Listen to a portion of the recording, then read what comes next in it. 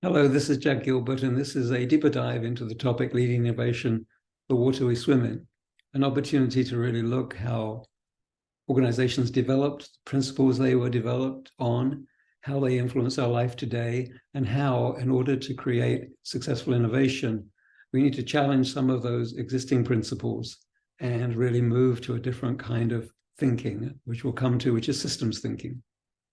So let me move to the typical learning outcomes. And just to note that I really like to create a relevant presentation. So understand the audience and what their needs are and what their challenges are, as well as maybe even changing some of the outcomes to suit the audience. The first, in general, is to appreciate the history of organizations and how they impact our life every day. And we'll come to the sort of tensions that different ways of looking at organizational success can conflict with each other or challenge each other.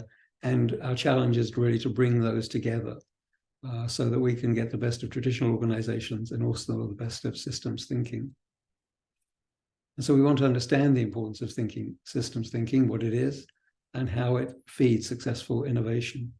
And finally, to always make it relevant to back home and what can participants, the audience, take from what they've heard that will enable them to really be more successful. The first focus is the Industrial Revolution. The Industrial Revolution is considered to be the third most important development in Western civilization. The first was the cultivation of crops. The second was the domestication of animals.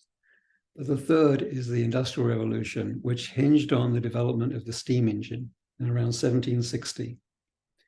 And what it did was provide steam that drove pistons that drove other machines. And what that did was shift from cottage industries, from handcrafted things, to more of what we would term today mass production that rested on a lot of steam, a lot of coal, and a lot of labor as well that would manage all of these, help manage all of these processes.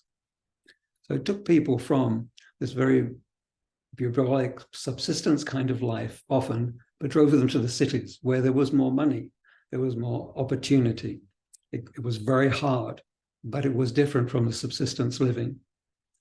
And here they came, many uneducated, but doing their best, told what to do.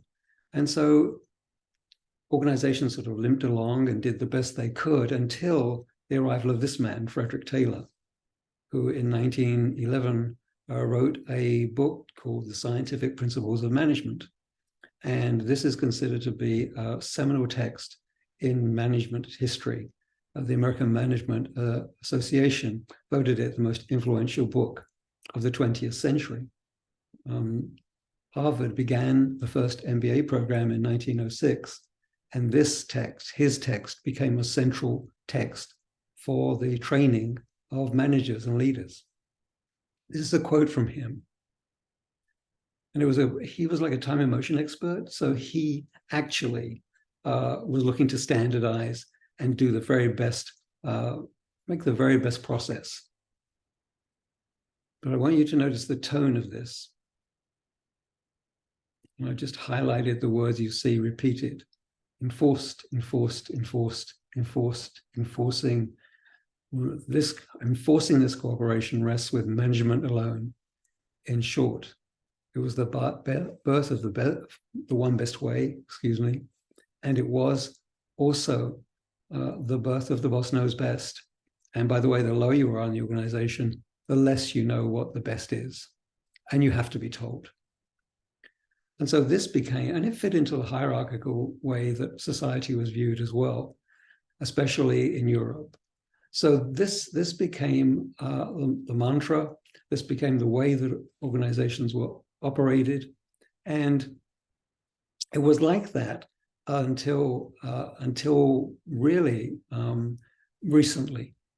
By the way, what it gave us was the organization chart, which we all know as the higher you get, the more you get paid because the more you know, and the less you know, and the lower you are in the organization, the less you get paid. That's the water we swim in. We all have organization charts. So we moved to actually World War II, and it's 1943, and the issue for American society is that the soldiers are now at war, and they are being provided with the best protein that's available, specifically beef, chicken, anything that is available that is good protein, which leaves something called variety meats, the parts of the animal that people wouldn't, unless they were culturally imbued with this, wouldn't actually eat. And so the question was, how do we get people to eat this? And the vehicle was housewives, specifically housewives in Iowa, in a massive experiment where one group, as it almost like a control group, was told these are the recipes you need to do. And it was really about hiding what the meat was in the recipe. And the other half were given the question, what recipes can we create that would really do the job? And what was found was that the implementation rate of recipes was 3 to 6 times higher for those housewives who have been involved and engaged in the question of what would you do? And it was it's 80 years ago, but it was the first insight into people know more than maybe other people who think they know more that are theoretically higher up. However, the other kind of organization held sway. And in 1951, someone called von Bertalanffy comes up with a general systems theory.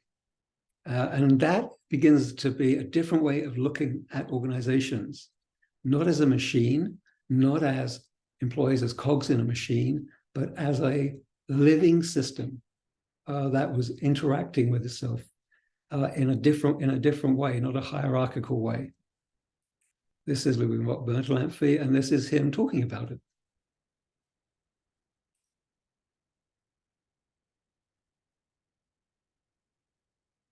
And we really know this to be true, don't we? That the whole is bigger than the sum of its parts. The human body, if you took all the parts apart in a human body and laid them out, you would not have a human being. It's when they come together and they interact that they become a human being, and the whole becomes greater than the sum of its parts. So some characteristics of living systems is this sense of interdependence and interactions. Perhaps there's no such thing as a production problem without involving marketing and sales. Perhaps there's no medical issue that's a nursing problem without involving physicians and other parts of a healthcare organization, and that we interact with each other. And that's more the nature of work. It's interaction and interdependence. So there's constant interaction with the environment. A machine does not interact with its environment except in a very limited way of predetermined inputs and outputs. But you look at COVID, for example, a dramatic change in the environment actually produced a different interaction in response to what was perceived as a threat. And that they do self-organize in the face of a threat. The government did not say in COVID, this is all you're going to do, and you're going to create these parking lots, and you're going to do this. No, people began to generate it themselves and communicate with each other, and organizations saw what other organizations were doing.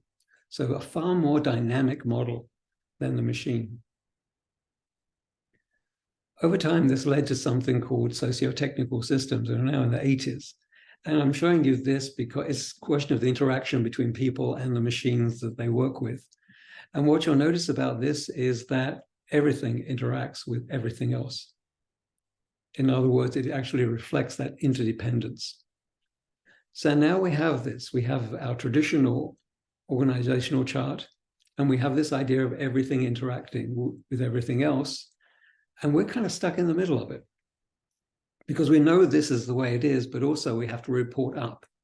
We know that ideas might get stopped as they go up if leaders hold a very traditional view of what organizations should be doing.